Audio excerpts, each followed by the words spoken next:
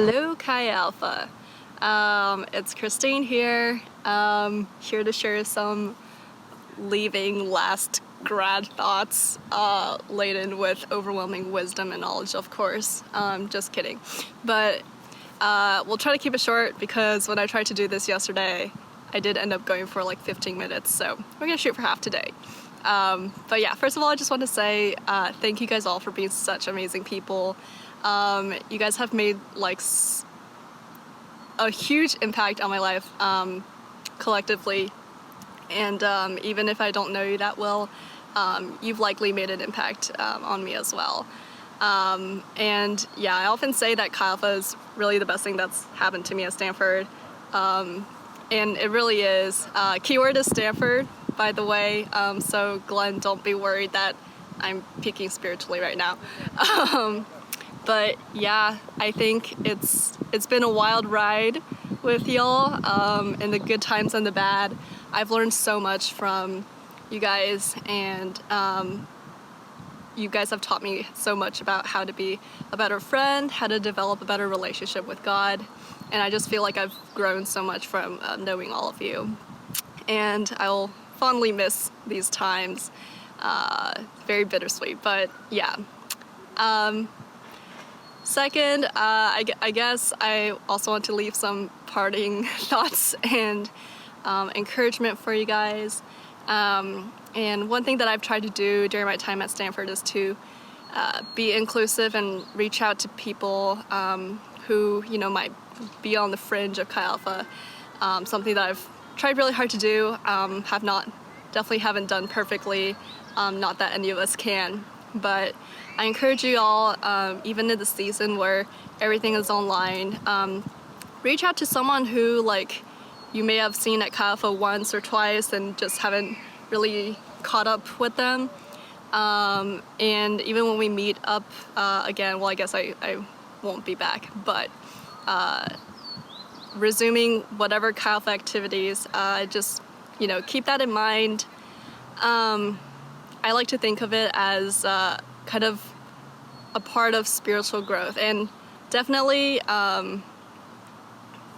this is my analogy, but basically if you're an infant and then you're maturing spiritually, eventually it used to be stranger danger, but eventually stranger doesn't necessarily mean danger anymore. But yeah, even in the spiritual life, I think even when you're still new in your faith, whether you're new or you're seasoned, it doesn't hurt to reach out. But definitely for those of us who have kind of progressed along our journey, I really encourage you to think about that. And yeah, I honestly don't know what else to say. Oh, I guess I'll share a little story about how I joined Chi Alpha, which I hope many of you guys will find entertaining. So I actually went to the very first Chi Alpha service when I was a freshman. This was when Chi Alpha didn't have a room booked for the year, I believe. So the service was held in White Plaza, where the Birdcage is. And it was a beautiful setup, it was cool and all. And I was looking for a group to get plugged into. Went with a few of my friends, and we really enjoyed the service and seemed pretty solid, and I was like, these are some cool people. Those of you may know Albert. He's one of the first ones that I've met there. Great person. And yeah, I was like, cool, this is interesting. I just don't know about the name, Chi Alpha. At the time I had no idea what it meant, so I'm really glad that we all here at the end of our sermons, Chi Alpha means Christ ambassadors, which makes a lot of sense now. But back then I did not know, and I don't think I remember hearing that. So I was like, this sounds kind of like a cult. And so disclaimer, it's not a cult, just so you guys know. Theology is pretty solid, but back then I was like, okay, I need to do some research on their theology, make sure I'm not joining a cult.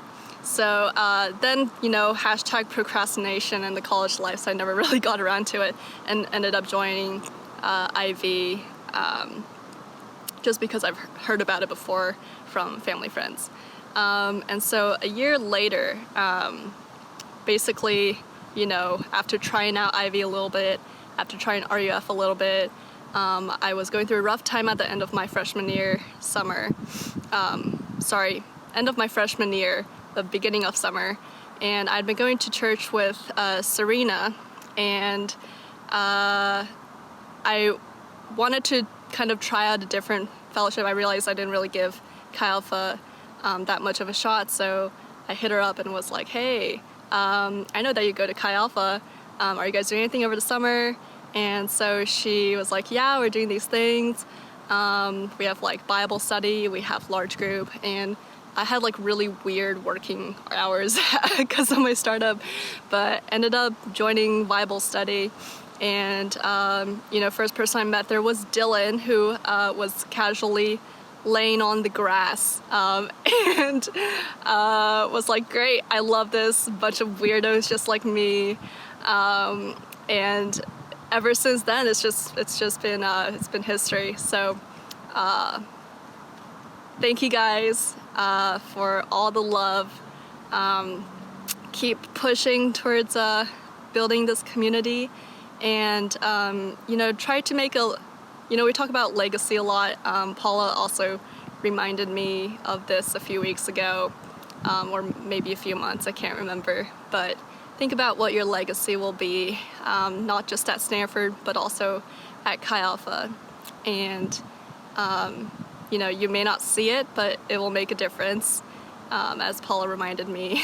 And also, while we're on that note, if you have time, like, talk to Glenn and Paula.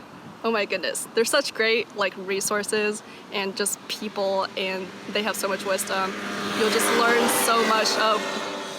I'm in a park, but there's a guy riding a motorcycle through the park. Anyways, yeah, talk to them, love one another. I love you guys. Don't be a stranger. Peace out.